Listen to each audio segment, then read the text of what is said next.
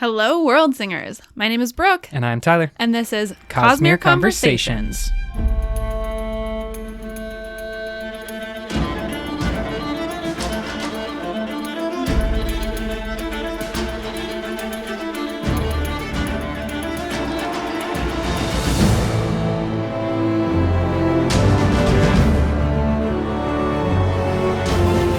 Stormlight Archive! It is here. We are in the home stretch, folks. We have Stormlight Archive number 4 coming out this November. Lots of things happening. We get it. There's global pandemics.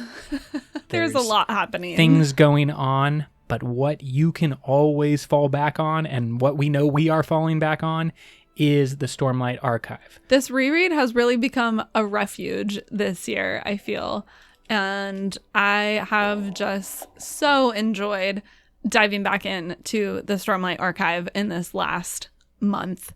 We have been slightly delayed in this last month by life events, and so we are now back on track with our original timeline for our reread. Basically, we are looking at 1 month per book for the rest of the reread, and are trying to give ourselves a little gap month right before Stormlight number 4 comes out. In this episode, we are going to, and for pretty much all the episodes, but in this episode, we are going to split Stormlight Archive book number 1, The Way of Kings, into 2 parts. Yeah, the books are just a little bit too big to tackle all at once. There's so much in them. So this episode, we are going to do sort of the first half-ish, in which we're including Prelude, Prologue, parts 1 through 3, and Interludes 1 and 2. And then we will be back next week for our thoughts on the finale of Stormlight Archive, the kind of back half. So without any more prelude or prologue from us, this is hashtag all spoilers all the time. You know this. We know this. Let's dive in to Brandon Sanderson's Way of Kings. What was your biggest thought, biggest takeaway from everything through part 3?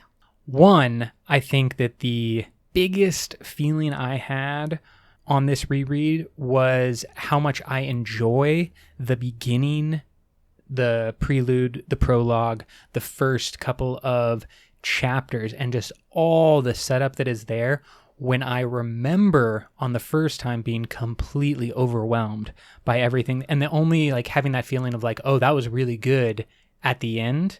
Yeah, 100%. I have so much to say about this because I felt exactly the same. It is incredibly daunting as a first-time reader to the Stormlight Archive to have so much setup, and just the fact that the prelude is 4,500 years before the story actually starts, that amount of time is just impossible to wrap your brain around. And so then starting the story and trying to keep that in mind, having been so far in the past, and then as a new reader, I'm kind of keeping it in mind and trying to connect them together and stuff.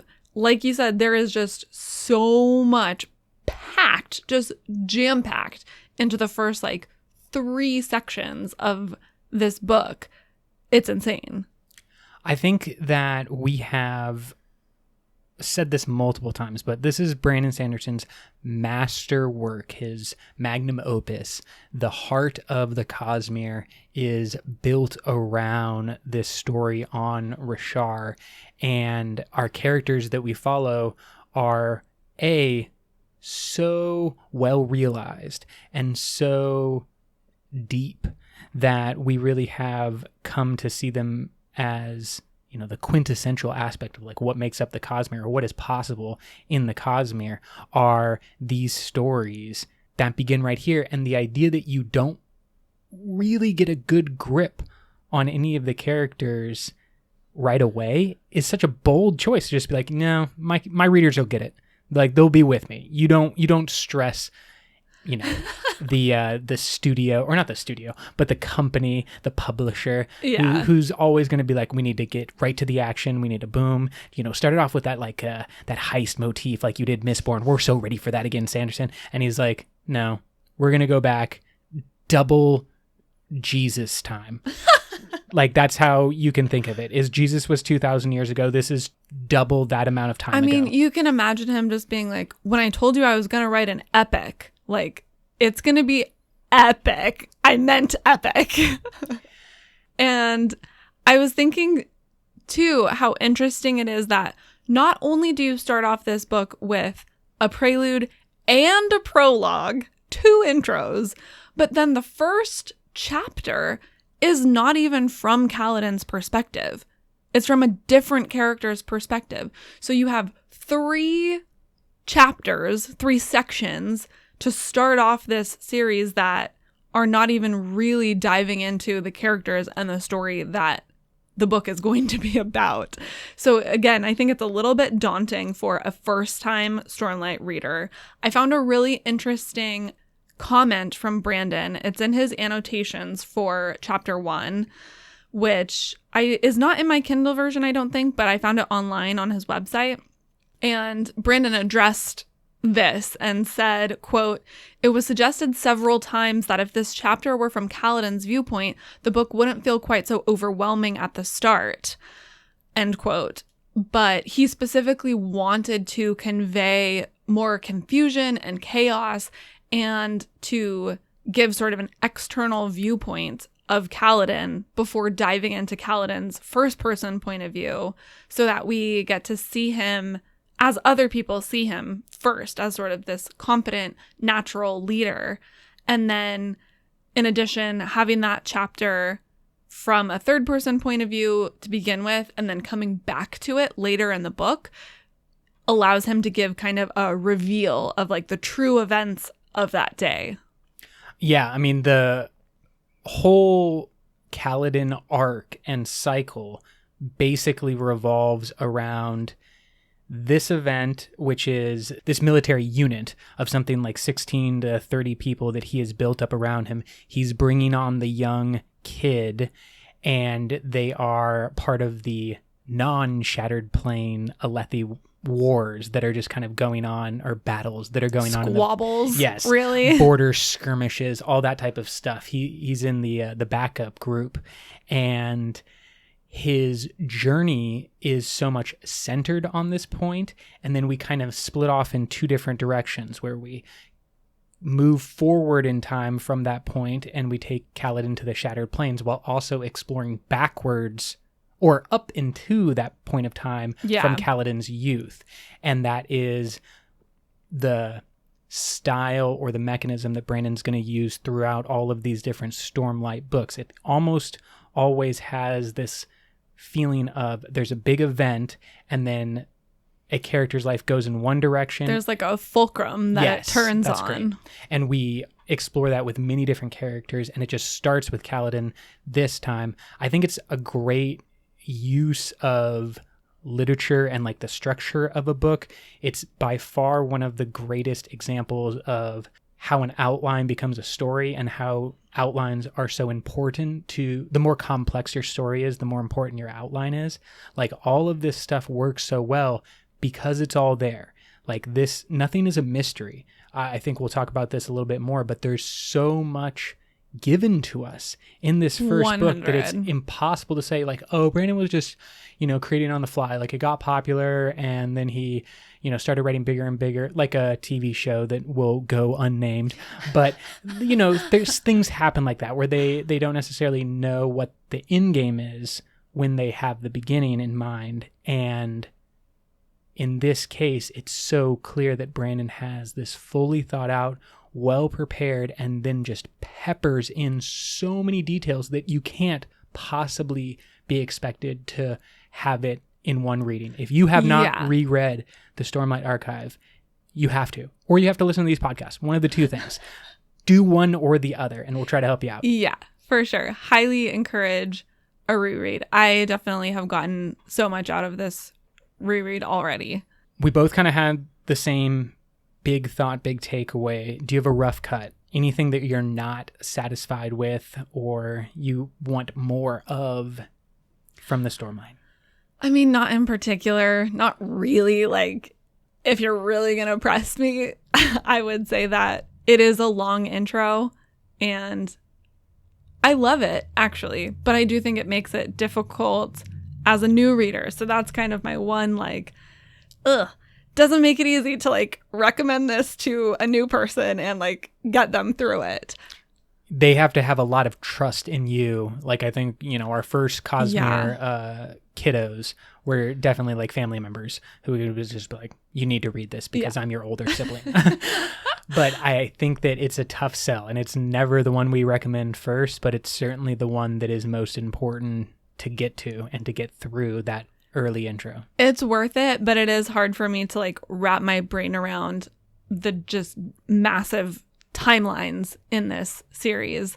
I don't know how many times I've read the Prelude and the Prologue. I just read them, like, I've read them probably 2 to 3 times each time I've read the book, just those 2 sections, just, like, trying to wrap my brain around, like, what's happening, what order it's coming in, and what all of the important things are in those sections, because they are jam-packed with important characters, information, interactions. Like, literally every single sentence is important.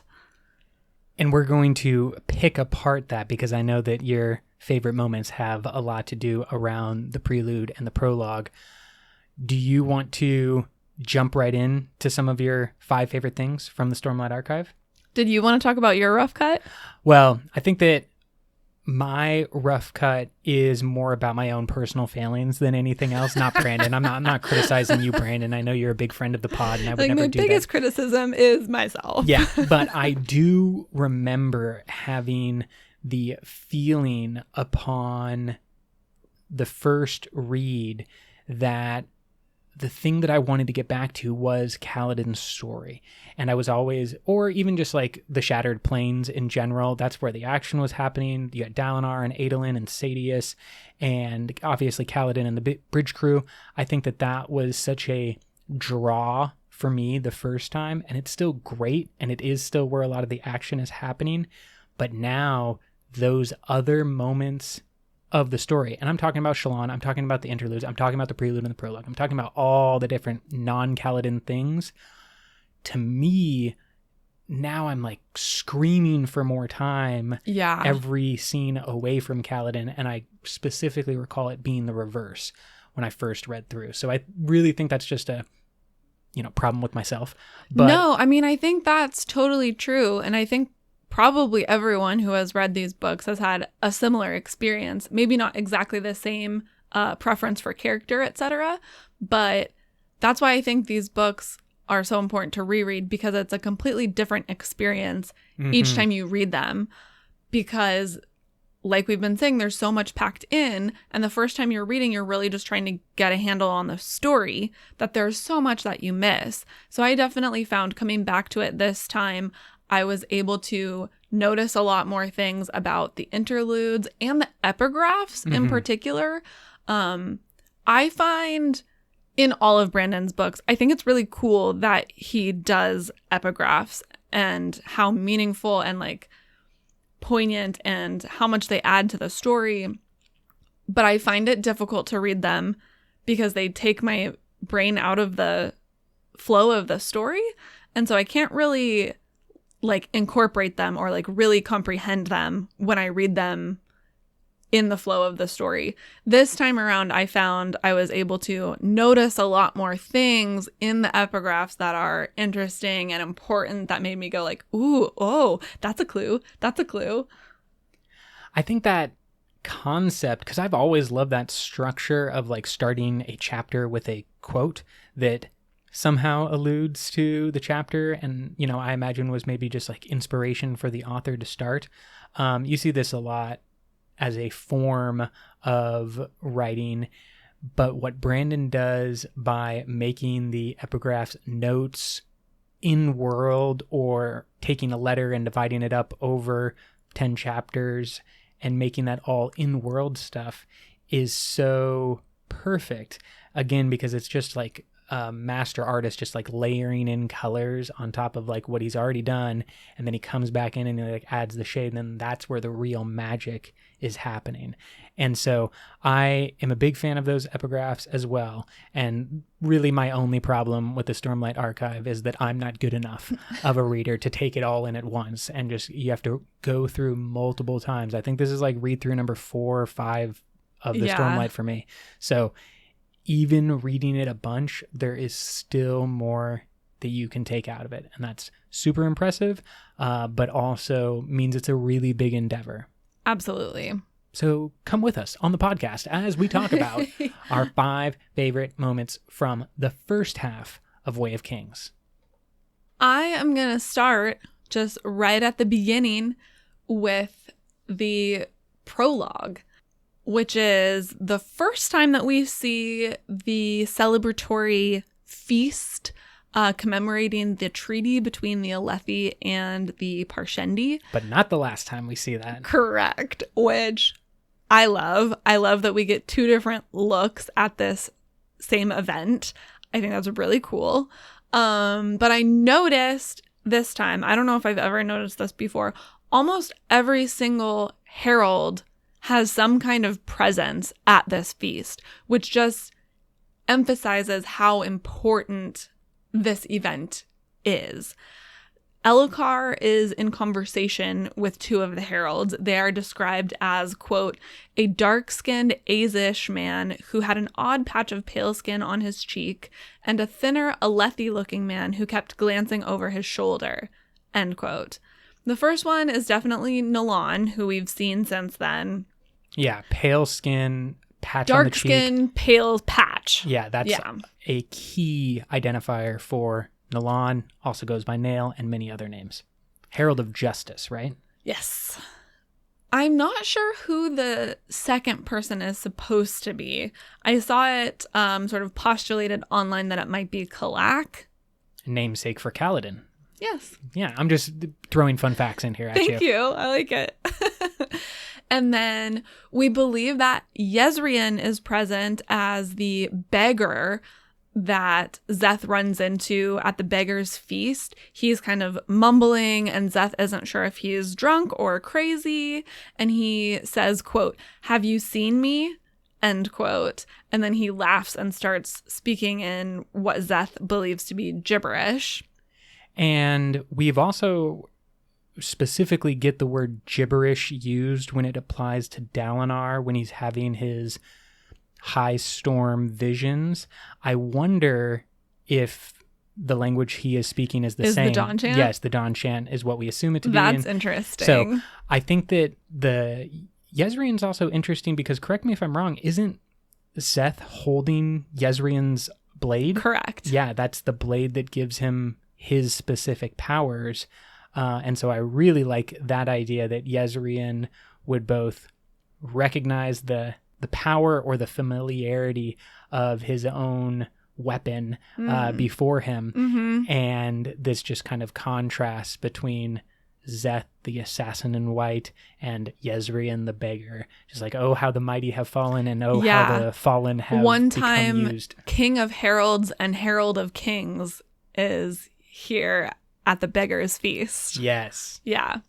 And then there is also mention that Shalash's statue is gone from the sort of pantheon shrine present in most good Vorin homes. As we know, Shalash is traveling the world slightly crazy, like all of the heralds, destroying artwork of herself.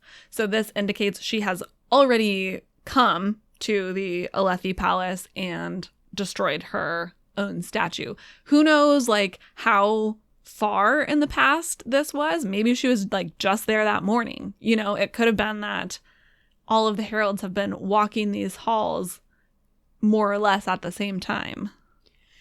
And that just obviously points out, A, how much work Brandon is doing to paint on those extra layers, and B, how significant this moment, because I kind of see it like Hoyd, who is always trying to show up For important moments. The heralds were like high concentration of heralds. Yes, they're drawn to this moment. And I wonder, obviously we know the whole story comes out of this one event, the death of Gavilar, and all of the different emotions and things that will lead to the events of the Stormlight Archive. I think it's really fascinating to note specifically when are there more than one herald in a room and what is going on contextually. So as we see things unfold in future books, we should really keep an eye out for like what draws multiple heralds together. I mean, I think this is maybe the only time we see until the end of Oathbringer together. Exactly. Yeah. So, but like for the most part, they are all kind of doing their own things. And I think specifically I was mentioning like future books going forward, because obviously the heralds are going to become more important as the books go on. So I think like anytime you see multiple heralds together, like at the end of Oathbringer, you should also note like that's very important for Oliver Shard. That's very maybe Cosmere significant. Focus in on those moments with multiple heralds present. For sure. How about you? So these are in no particular order, but I certainly remember the moment that the book really captured me and just, I was like, okay, now we're all in. This is whatever. The end of Act 1, I don't know exactly like where it would fall, but when Dalinar catches the Chasm Fiend's claw to save Elhokar is a highlight in action writing, in getting you into the story of these people. You have Elhokar, the kind of young king. You have Dalinar, the old, everyone's talking about how he's like lost his step. Yeah. And then Elhokar takes off and they're in like a little race, like up to the top of a spire so that they can look out. And they're, feeling like Dalinar's young again, and he's running up the hill with Gavilar, and he lets Elhokar win, and there's all this just like interesting stuff going on. And then the Chasm Fiend breaks down on their party, and they're all caught unaware. And you have what Adolin will eventually describe as him viewing or seeing the Blackthorn for one of the first times. When Elhokar is down, he's about to be crushed. Dalinar says it in a line, something along the lines of, "This is going to be the end of Alethkar. The king killed on a routine hunt. Right. It's all going to fall apart from this, and only I can stop it." And then that's when he starts taking off to catch that Chasm Fiend's claw as it comes down. It is just a moment of awe. I know that it has been the center of a lot of fan artwork. There was a fan animation that was done. That animation is so good. Very good. We'll maybe link it in the show notes for you if you want to check it out. It's pretty short, just like 90 seconds or something. But just a fan creating some animation based on this scene. Really, really impressive in terms of the pacing, the writing, the character intrigue, and of course, the action. And just like from that moment on, I was just like more on the Shattered Plains, more gigantic monsters, more shard plate, more shard blades. Like I just wanted so much more, and it really like stays with me as like that's a moment I want to see. Like if someone can make that happen, sure. With the power of multi-millions of dollars and lots of time and artists and people working together to bring that to either the small screen or the big screen. I don't care. Any screen. I need it to happen because it is just like cemented in my brain as one of the key moments that made me a Stormlight Archive fan forever. It's a great moment. What about you? Top 5 moment? Another thing that I just totally love about all of the Stormlight books is the interludes. I love them all. Just every single time I get to one of them, I find myself thinking like, I love this one. And then I get to the next one and I'm like, I love this one. Certainly also better on the reread as well, because a whole bunch of Cosmere things happening in those interludes. Yeah, just so much good info. I love the way that they allow for a expanded view of the world that we're in. I like that it gives a little spice to the story. You get to discover all the different flavors of Rashar and just the expansiveness of the world. So in this particular section that we're talking about today, parts 1 through 3, we get interludes from Ishik in the Pure Lake, who shares my love of sunshine and meets with our 17th Shard friends. Mm-hmm. Something I noticed on this read is that Ishik has been introduced to the members of the 17th Shard, and he thinks that they've given fake names. Oh, yeah. It's so funny. He hears their names as Vow or Veo and Temu, but I realized that he is just mishearing their real names, Baun and Demu. Which is wonderful on so many levels. But I think that the best is just the fact that in a large enough world, in a world like Rashar that we're seeing multiple cultures across vast geographic distances, this happens all the time. Oh, yeah. There are, depending on your language of origin, your primary language that you have learned, and other languages that you have passing familiarity with, there are still sounds that your ear or your brain literally cannot hear or like cannot process, cannot differentiate between, because they're unfamiliar to you and you're unpracticed and unlearned. So I just love that this little sort of idiosyncrasy of our human brains has been incorporated into this interlude, that they've really told him their real names. First of all, like, bad idea, dudes. You're just wandering around the Cosmere looking for Hoyd and just handing out your real names. Yeah, but why do they care? At this point, they are significantly above a random Pure Laker in their mindset in terms of their abilities and Cosmere potential. Yeah, I guess it depends on how much they're trying to hide. Maybe they're not really trying to hide. I would suspect that they don't really care about hiding too much, because they can, I'm guessing here, but they can just go away from Rashar, and then all of any Rasharian problems that were created don't matter anymore. True. And they're not the ones who are hiding. They're the lookers. That is true. Yeah. So anyway, I just thought that was a super fun moment from the interludes that I'd never noticed before. Pretty cool. Pretty dang cool. Okay, I have another moment, which I think, again, is one that is seared into most readers' mind, and it's a big, significant moment for our character of Kaladin, which is when he faces the Everstorm, when he is strung up and left to die, and his fate is really permanently intertwined with Syl, permanently intertwined with the Bridgemen, because this is when most of them will come around to his goal of survival. I think that it is a beautiful example, just the whole setup about how he wants to save the Bridgemen. He comes up with this hold the bridge on the side maneuver that he thinks will like shield them a little bit from arrows. That causes a chain reaction of death among the other bridgemen because he didn't have the full strategy, such as it was. Not a good strategy. We can criticize Sadius later for his strategy of just using bridgemen, but he messed up the strategy of the attack to the point when many people died, far more than just his bridgemen, and this is his punishment, to be judged by the High Storm.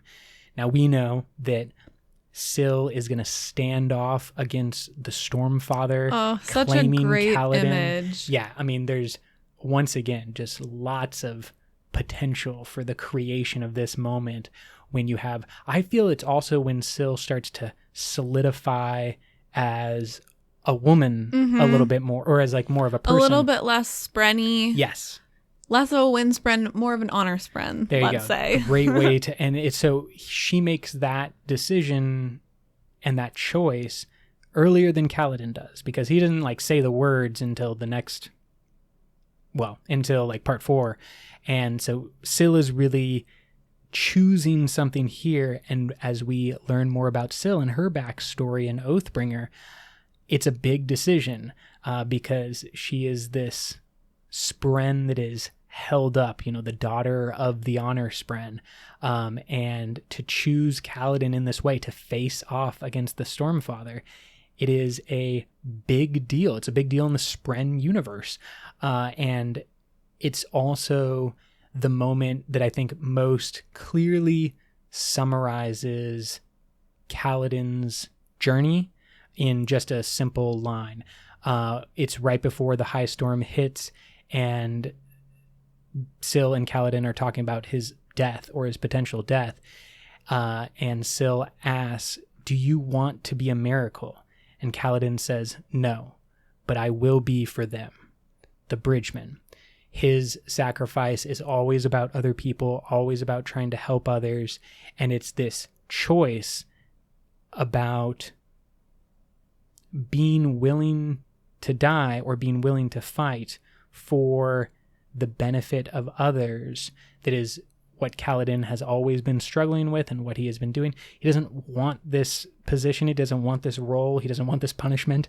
But he's willing to do it all for those other people. I really think that's like his mission statement, his through line through all of these works, and it is captured in that one moment and made clear with that one line of text. So that's another of my favorite moments from Way of Kings. Great moment. Hit me with another one of yours. I would just say all of the epigraphs, but in particular, the epigraphs that are death rattles.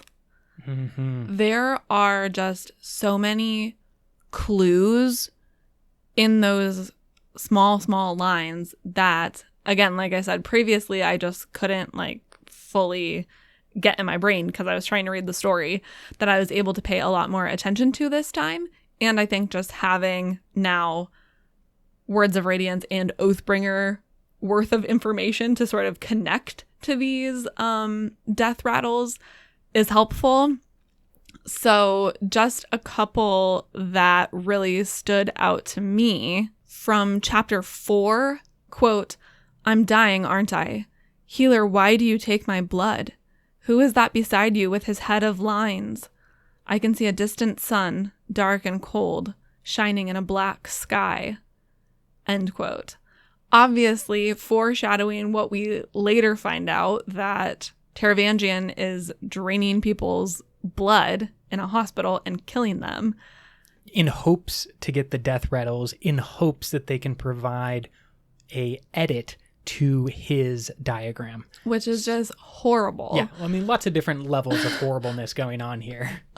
But it's right there, spelled out for us. He literally tells us exactly what's happening.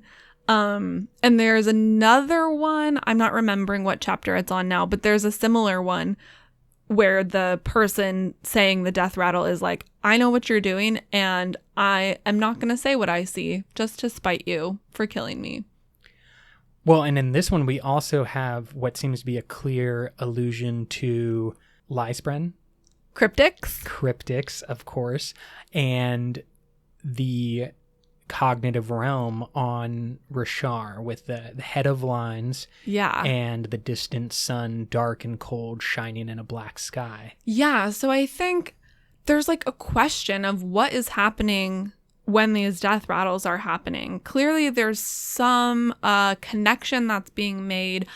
I originally thought it was all the way through to the spiritual realm. And I think that's what Taravangian presumes, because that is the connection to the spiritual realm is what's presumed to give you foresight or foreknowledge. But this obviously seems like it is maybe only a connection to the cognitive realm. Well, and then maybe it goes all the way through and he just died before he was able to say anything about the spiritual realm. What you just said really sent off a couple of signals in my head, because you're right. It doesn't necessarily seem to be as much about foresight, or the spiritual realm as it does about the cognitive realm. But Taravangian definitely thinks that the death rattles are giving access to more spiritual realm, which would allow you to see the future or predict the future as he did in his great state. But I also wonder if, maybe you were just going to say this, sorry. I wonder if this person was beginning a Nahel bond with this cryptic Spren, and similar to when Yasna almost dies in Words of Radiance and her Spren like pulls her into the cognitive realm instead, maybe that's what's happening here, and that's why this person is seeing into the cognitive realm instead of the spiritual realm, because that like baby bond has kind of enabled them to do that a little bit more easily. And it tries and fails, obviously, and the person dies.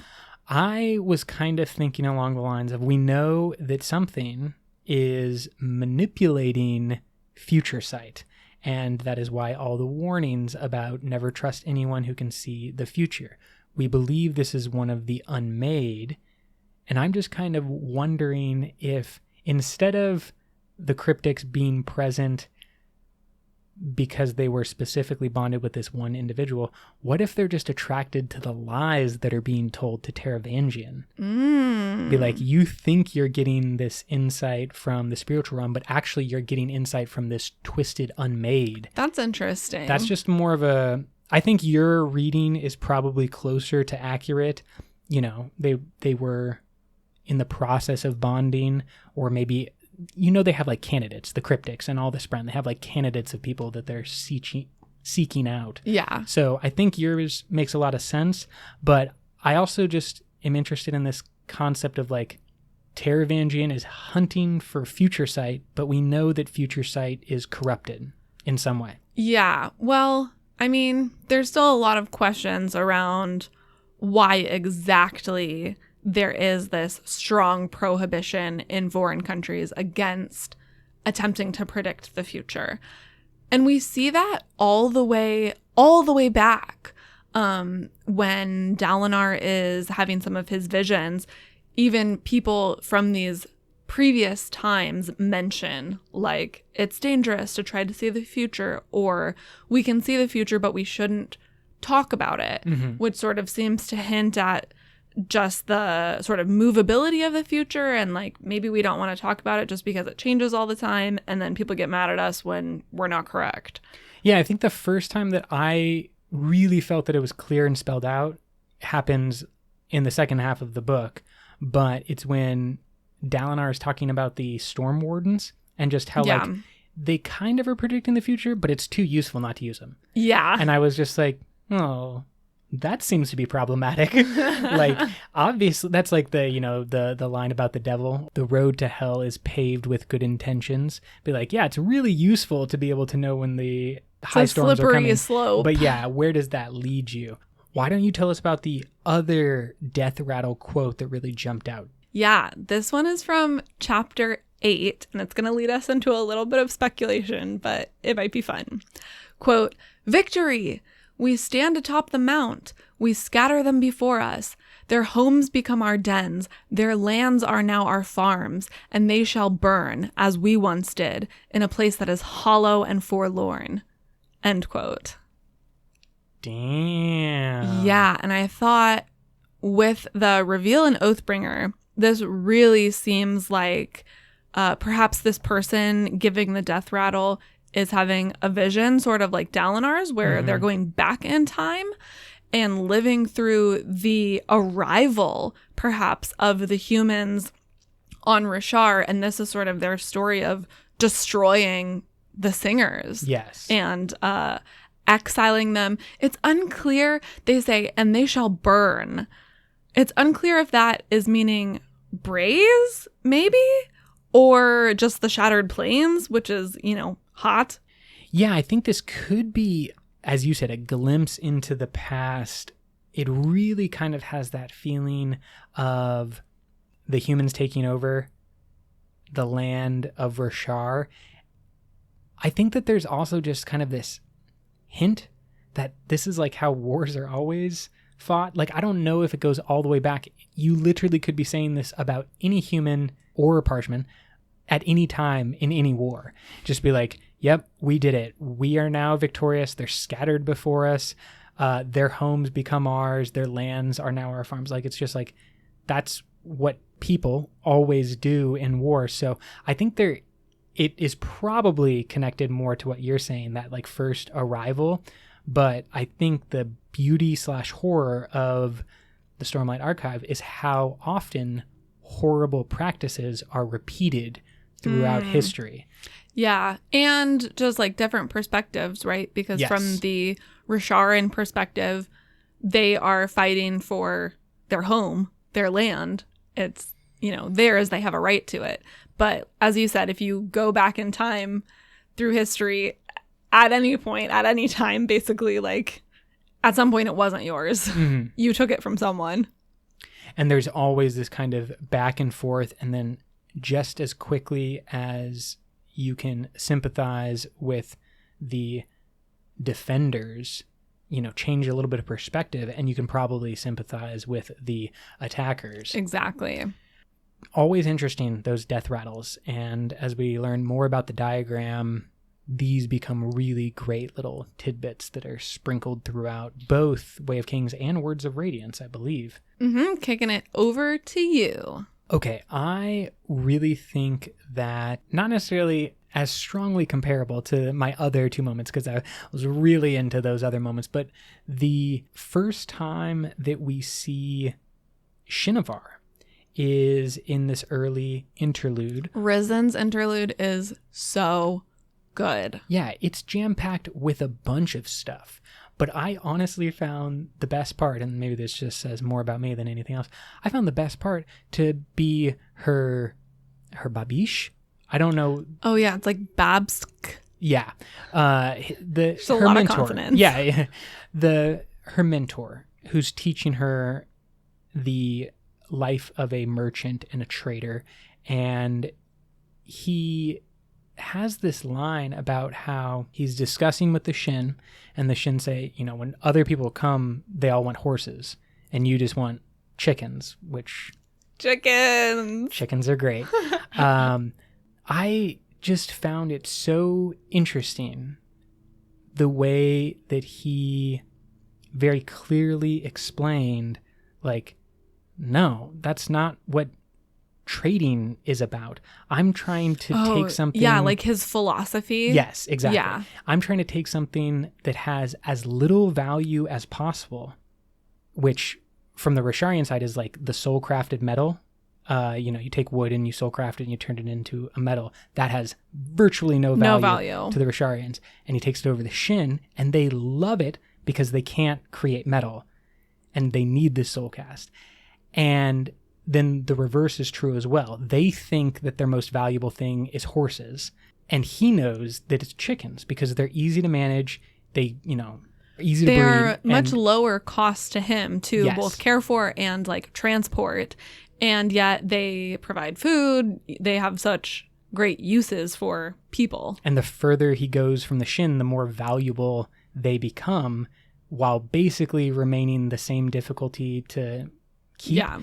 And I just found that like simple philosophy to be so telling, not just of Risen and how merchants work on Rishar, but also about like, what do people value and why do they value it? And why do different people value things differently? And I like that he frames it like that to Risen as well, that he talks about his profession of being a merchant as almost as importantly getting to know the people that he's trading with. Mm-hmm. And like the fact that he forces her to cut out a patch of grass and carry this quote unquote like stupid grass around with her to learn and have an open mind and become like more used to different types of cultures, because the more that you know about the life, fully and completely of a particular person, the better you can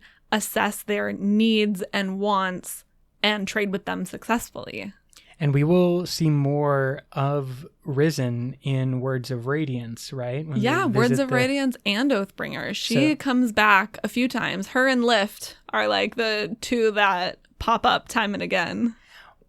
And I think while Lift had a big show at the end of Oathbringer, I think that Risen has a potential to have a big... Well, Risen has a big scene in Oathbringer too. It kind of gets lost, forgotten. I think. Yeah, so like, much. I vaguely remember it, but I was like speeding through it, to be honest. Like, I was speed reading it. I was like, Risen, I don't care about you right now.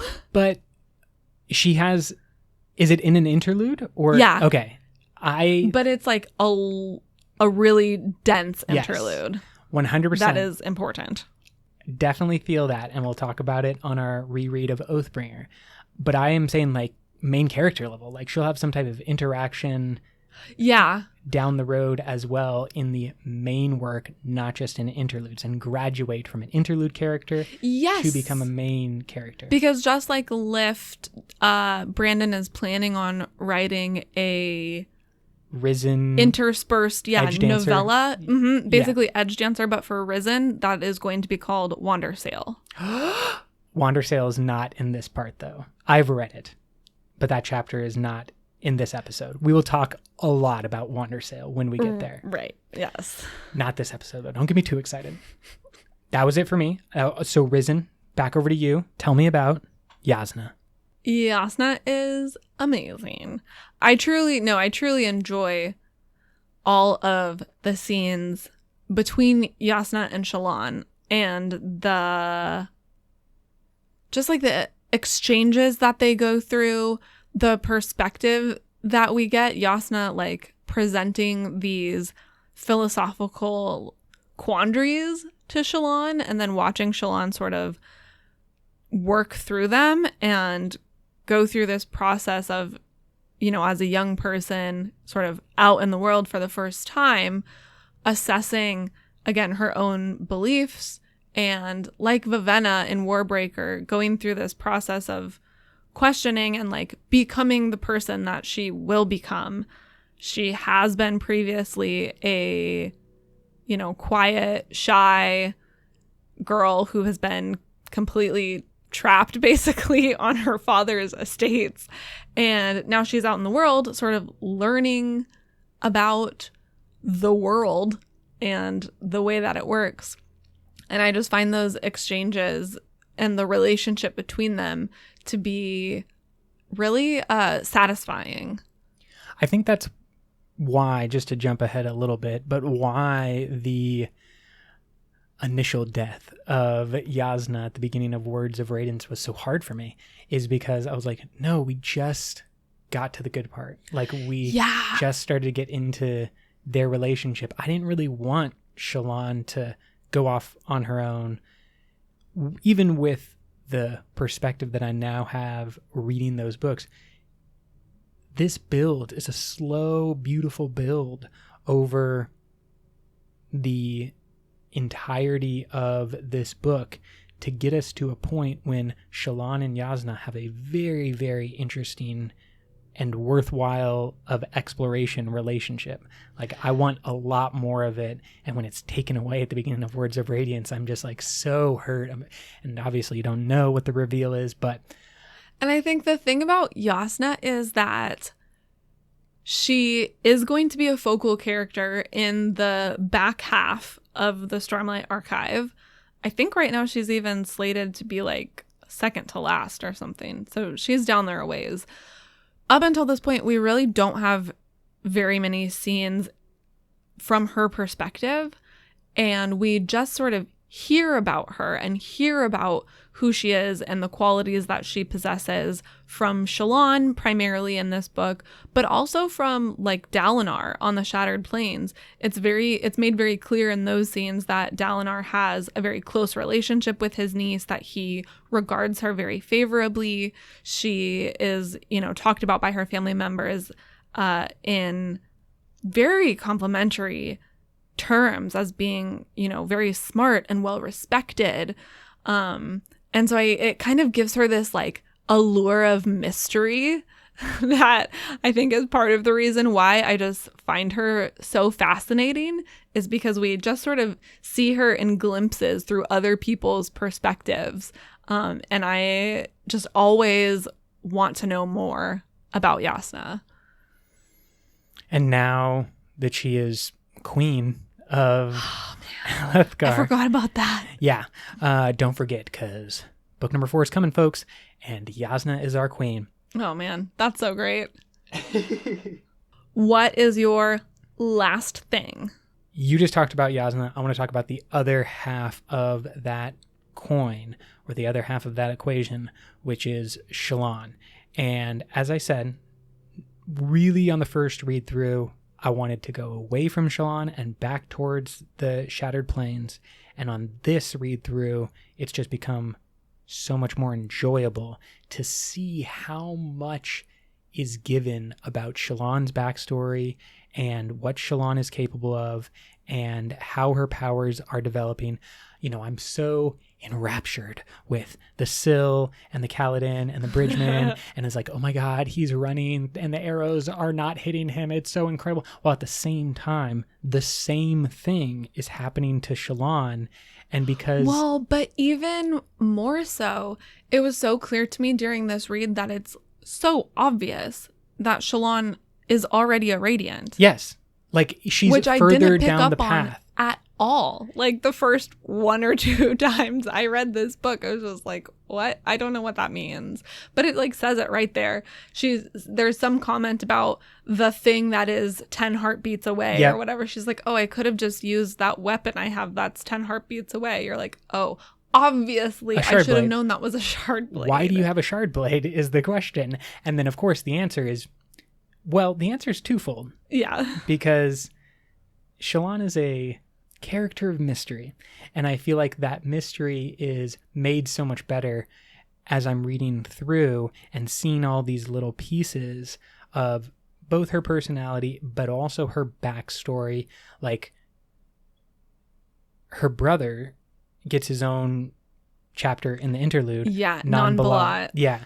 And he is saying how, as a youth, their father destroyed everybody else except for Non-Balat, while Non-Balat is talking about how much pleasure he is gaining from ripping apart animals. I think it's like a little kremlin. It's like, yeah, a tiny little crab. Yeah, so he's like pulling apart a crab, and he's saying, you know, I wish this crab was bigger so that there was more resistance and I could feel it die better in my hands. Okay.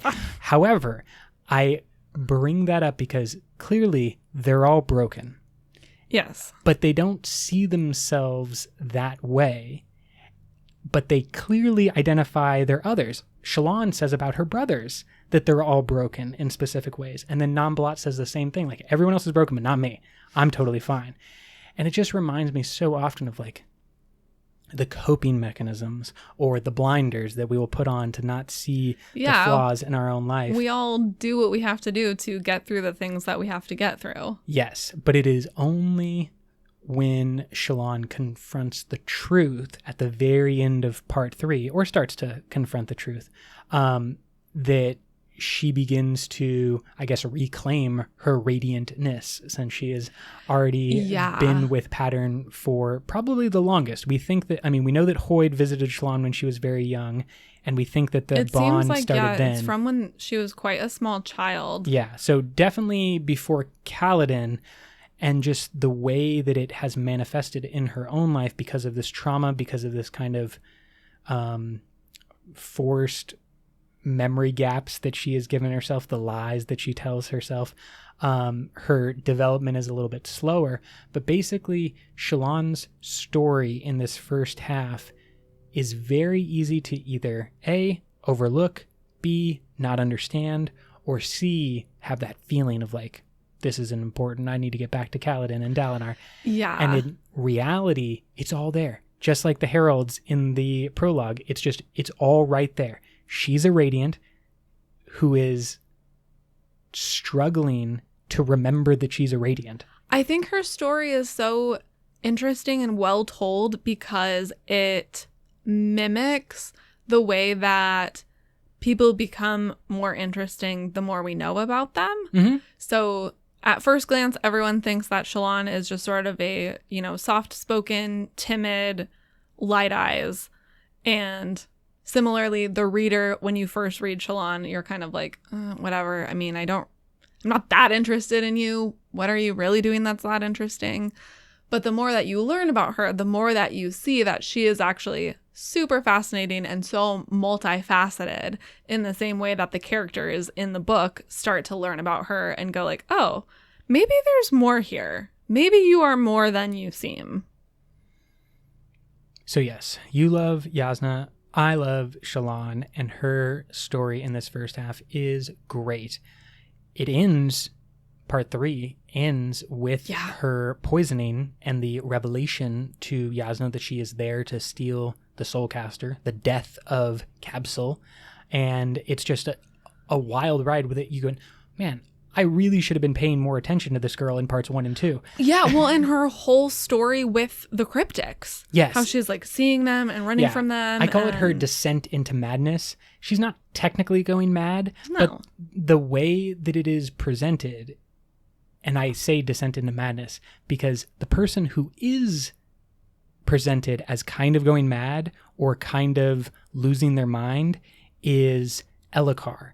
And Elhokar and Shallan are dealing with the exact same thing, which is the cryptics walking around in the background, infecting their minds and freaking them the F out. Yeah, again, like if you're paying attention to Shallan's scenes, you spot what is happening to Elhokar. 100%. Yeah, if you are skipping through Shallan's scenes, you don't get it. Yeah, and I'm not saying like literally I was skipping over them, but you know what I'm mentally I'm you're just rushing not to paying the next as part. much attention. Yes. Yeah. And that is why I think books are in some ways more powerful on the reread. Yeah. You can always hear this about movies when you're like, oh man, I watched it again and there was so much stuff I didn't see, especially if it's like a twist or a mystery or something.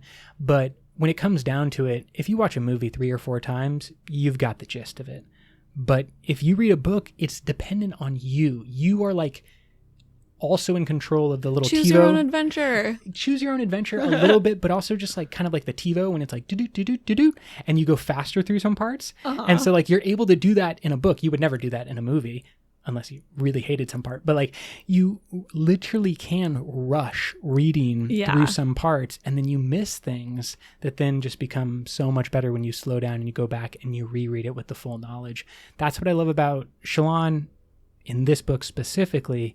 And what I think is so great is that Brandon keeps doing it with other characters in future books.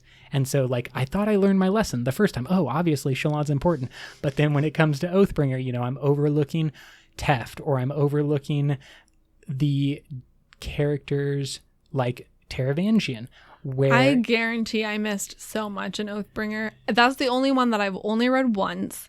No, didn't we do it twice? No, I've only read it once. I think you did reread.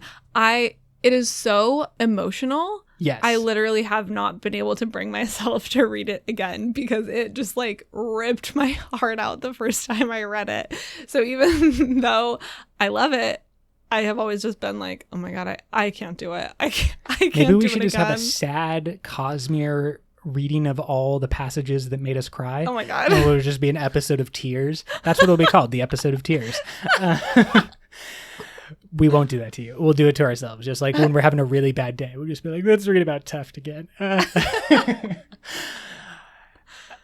Let's go on to those Cosmere connections. There's a bunch, way more than we're going to mention here because this is a huge amount of work. But just in this first part of Way of Kings, what was going on? Well, we've spoken about the 17th Shard. We obviously see Baun and Demu and Galadon hanging around looking for Hoyd. There's also another character from Mistborn Era 1. Demu is number 1 character, but there is a small blink and you miss it character named Felt. And this is blink and you miss it in both of them because he is a very small role in each Mistborn and in Way of Kings, but he's working as a spy for House Ventur. His name is dropped in Mistborn Era 1, and he is like a scout for Dalinar's army in Rashar. No, we kind of know how Demu, at least we have a good assumption about how Demu's role allowed him to eventually join some of the bigger Cosmere stuff, but this Felt character we know basically nothing about. Is he even from Scadrial? I don't know. He could have been world hopping before that and was just like a mini Hoyd character who's just like in a bunch of these important moments. But Felt also. He's there. Yeah, connection. And then you wanted to make another connection between Scadrial and Rashar in the form of some technology.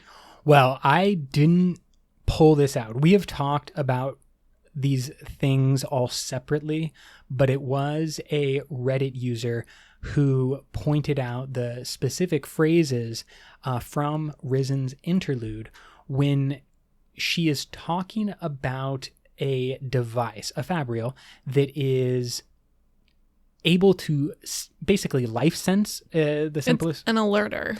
Yeah, it alerts you to things that are alive nearby. And it's so valuable to them because they can know when people are coming upon their small little group. And so it can save them in the dangerous world that exists as a merchant, a traveling merchant. Seen as hugely valuable. But what we also get is from Mistborn's secret history that Kelsier, when he is traveling across the ocean and eventually comes upon the castle fort that is being held by the people from Cell, they also have a device that is very similar to the point of virtual. It seems like it's identical. I don't think it's identical, but it does have the same gemstone. Yes. Okay, so let's just very quickly put the two together. From Rashar, Rizen's Interlude says, quote, "She hurried back to the tripod with the Fabrial's box. She slid off the wooden top and removed the large helidor inside. The pale yellow gemstone, at least 2 inches in diameter, was fixed inside a metal framework. It glowed gently, not as bright as one might expect of such a sizable gem." End quote. So that's yellow gemstone, 2 inches. Metal framework. Metal framework. Then we jump over to Mistborn's secret history. Brooke, can you help me with this one? Quote, "Kelsier crept up, cracked it, and was rewarded by the sight of a larger chamber where a small group of guards were setting up a strange device. A large yellow gemstone, the size of Kelsier's fist, shone in the center, glowing even more brightly than the walls. That gem was surrounded by a lattice of golden metal holding it in place. All told, it was the size of a desk clock." And then the Ars Arcanum mentions in Way of Kings that is specifically a Fabrial called an alerter. An alerter can warn of a nearby object, feeling, sensation, or phenomenon. We're guessing on either what Spren is trapped or how its settings, basically.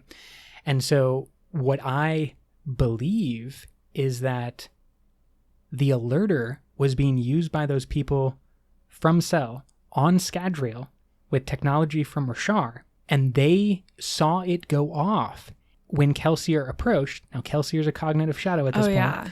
They saw it go off when Kelsier approached. He got nervous and was like, "I need to hide." And I think he did this is the thing when he like sinks into the ground, like all the way up to his nose, which is just great imagery. But it goes off and they say, could it be a shade?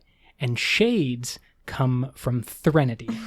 So to me and this person on Reddit, they pointed out this might be the most Cosmere moment we have seen so far if this Fabrial is actually from Rashar. They do sound extremely similar. I mean, the size of your fist, I guess, is maybe a little bit more than 2 inches in diameter. Yeah. But the key to me is that for Kelsier, it is glowing brightly. And then for Rizen, it's barely glowing at all. And that would be a reflection of the amount of people around it. Because in the Cellish world, there's a bunch of guards and a bunch of people in this fort that are all giving off life sense. I thought it was just like maybe the difference between the cognitive realm and the physical realm. That could be. It's glowing brighter in the cognitive realm. My idea is that it was working as the device is described. Maybe.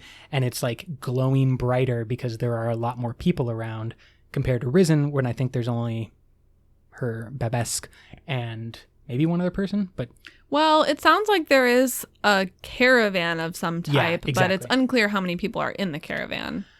So that's just a thing to look out for when you're doing rereads of both Secret History and Way of Kings. We also obviously see Hoyd here. Sightings. Yes, he is here as Wit, who is insulting people and being nice to Renarin. Now, I love Wit. We'll talk even more about him, as we mentioned, in our second Way of Kings episode. But Wit is presented in a way where he seems super weird to everyone that is around. A bunch of people are like, he's a little strange. Yeah. Or like, he's very different from previous Wits we've had. And so you know something's up. You eventually get the reveal in our second episode that his name is Hoyd, and so that's confirming everything.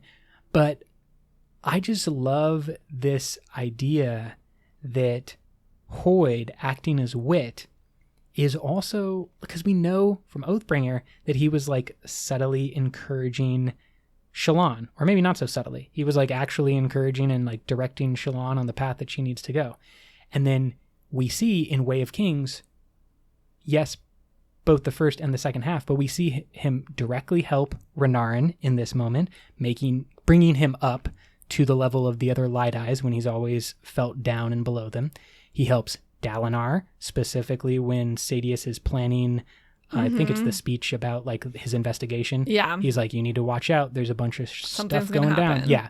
And then later in part 4, Kaladin, and gives him his flute. So he's helping all of these people that we know are Radiants.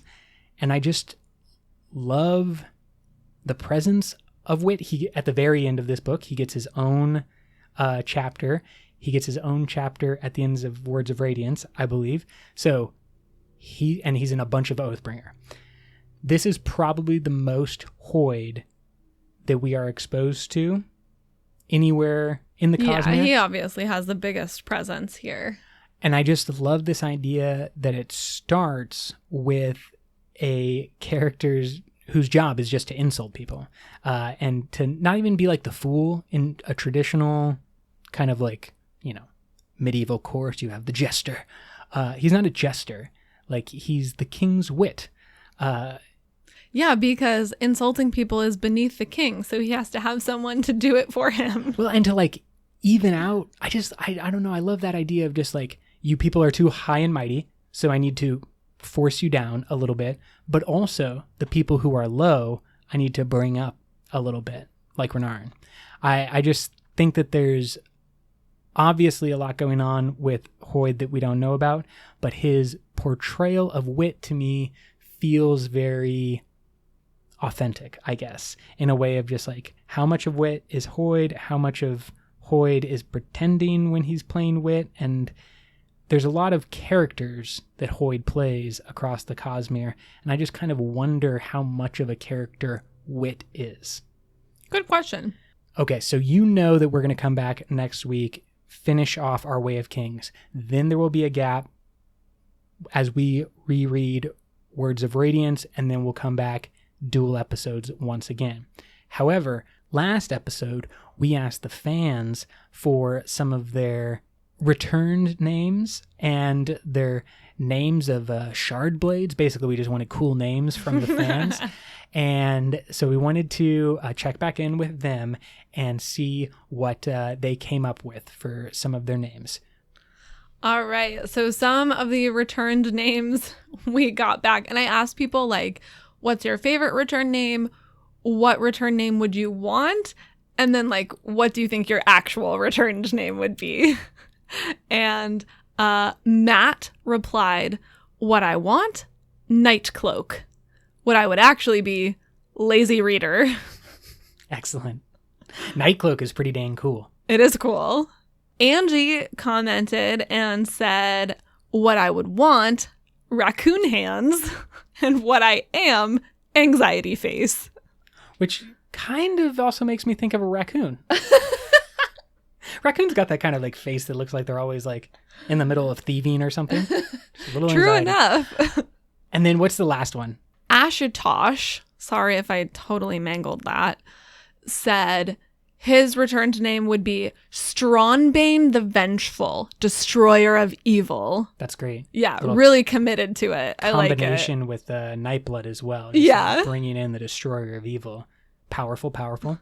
Now going over to some shard blades, Carson pointed out a good thing that we should just mention. He said, I wouldn't dare try to change her name. I would just ask her what she is called.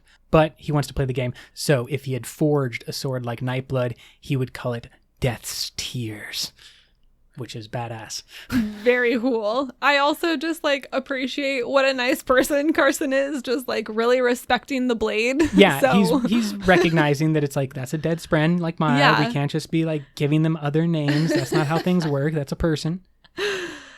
Brad would name his shard blade Soul Screamer. Terrifying, yet very accurate for what a True. blade does Yeah. in this case. Irving said his blade would be called Safeguard, I like that. protecting. Nice. Yeah, noble. Evelyn would call her blade Heaven Piercer. Which I feel has got a lot of depth because of what we know about like Honor being dead and the blades kind of dead. Like, Yeah. was Heaven pierced? And the to blade create- slicing through the spiritual Yes, realm. Yeah.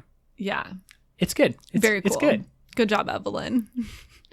And then lastly, Timothy's blade would be Ati's Claw. That's probably the most badass. I also think it's like a combination of Yeah. the Crossing worlds. yes, a little bit of Game of Thrones in our Stormlight, but I won't spoil anything with that. We'll just say Long Claw and Ati's Claw is pretty on point.